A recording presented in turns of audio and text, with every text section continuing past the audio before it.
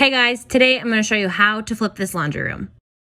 In my case, I didn't really flip anything because there's nothing there to begin with, but I'm going to show you how to build from the ground up, whether you have a lack of laundry room like I do or just a dated one. Originally, I wanted to do uppers across the entire back, but I decided to go with just one because it's a small laundry room and I want it to feel a little bit bigger. I found the cupboards at Kent and they're pre-made for you so that you do not have to put them together. Just pick them up in the size that you want, bring them home, and then install it. It's just that easy. This laundry room didn't have a floor, and then I found these awesome click vinyl tiles at Kent. Super easy to install. You just need to score and snap them, and they come in a few different colors.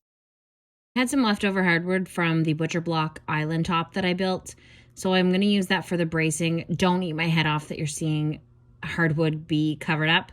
I just try to use every piece of the project and not have any waste. And in this case, the project is the entire home. Anyway, I cut the length and then I measured my cupboard so that they didn't stick out further than that. So I decided they're going to be 8 inches deep, and I cut little supports to put them along the side. I PL'd them and then I put them up. I think one of the coolest parts about the shelf is that instead of having the dryer vent kind of go over and around the shelf to get into the hole, I'm going to use my new barrel grip jigsaw from DeWalt and cut out a little circle on the top and bottom, making sure that my support allows it to just sort of feed through the shelf and make it through to the vent.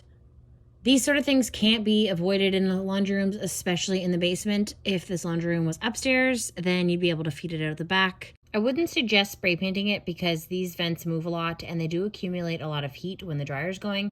I'm pretty sure you can buy nicer ones, but I'm just going to leave that up to the new homeowner. I've seen so many cool painted patterns in the last year or so, and I did some on the DIY cushions that's linked right here and also down below. Wallpaper is nice, but these are so easy, you guys, and it makes such a difference.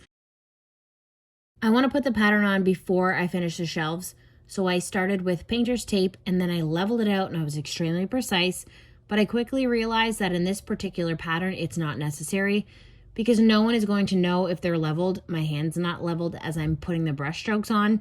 It's all unique, so I decided to scrap that and do it by hand.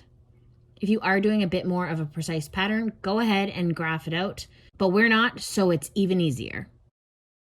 I then freehanded where I felt like there was some empty spots, but again, it's so not precise and it still looks so good.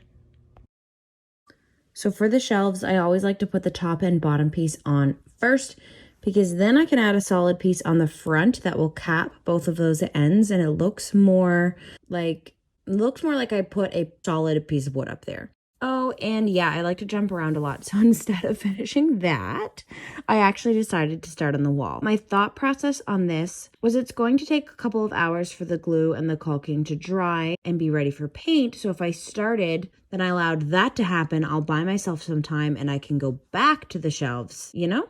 This is a little hack, and there are some Bob Vilas out there who will hate it, and that's fine. In the last reno, I realized that I'm really not good at drywall mudding, and my mudders weren't here until next week, so here goes nothing. I've decided to cut the corners with trim, and then also where you see the joint going across horizontally. This way I can completely avoid mudding them, and I'm going to continue the trim, and nobody will ever know that it's not mudded. It's not going to hurt anything, and it looks really custom, like it's supposed to be there. Well, I guess it is custom. Then I use the same color as the doors upstairs by Seco in their Muse collection. It's called Cool Gray. It's a bit of a green undertone, and I was trying to get something that was a little bit warmer, but not quite like green. And I think I nailed it. I absolutely love this color. I think I say that every single time I use a Seco color, actually, so just ignore that. But this time I've definitely chosen a good one. Then I went to finish the second shelf while the first coat was drying. See the time savings here? That's why I jump around. I suggest you do it too. I measured the space where the vent was and the thickness, and then I just cut out a relief, feed the vent through. Looks really custom and was pretty easy. Oh guys, if you are following along my Instagram, you know that I have a new addition.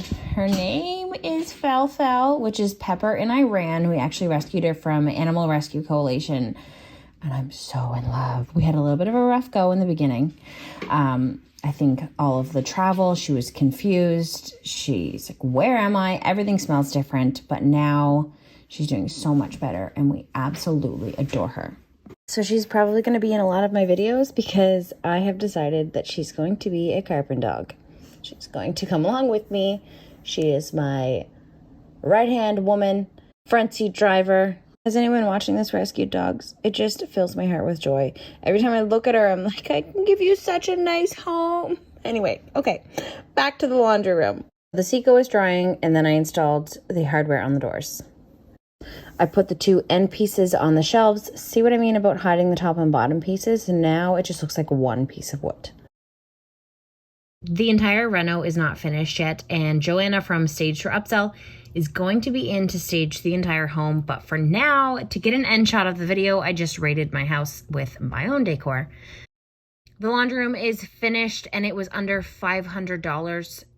I know, crazy. But you can make such a difference with just a little bit of cash if you get creative, aka not spending $500 on just wallpaper. Anyway, I hope you guys really enjoyed it. Let me know what you thought in the comments below. Don't forget to click subscribe. I have a lot of awesome content coming up in 2021, and I am thankful that you're following along with me. Have a great day.